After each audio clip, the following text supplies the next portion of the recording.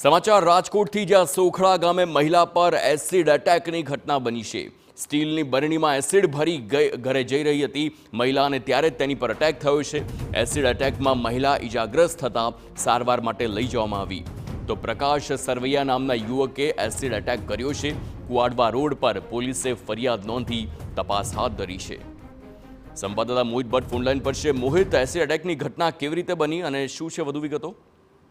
આખા મામલાની વાત કરવામાં આવે તો રાજકોટની ભાગોળે આવેલ સોખડા ગામની આ ઘટના છે કે જ્યાં એક વ્યક્તિ છે તેમના દ્વારા એક મહિલા પર એસિડ અટેક છે તે કરવામાં આવ્યું છે। પ્રાથમિક રીતે માહિતી જે મળી રહી છે તે પ્રમાણે પ્રેમ સંબંધમાં આ એસિડ અટેક છે તે કરવામાં આવી રહ્યો છે।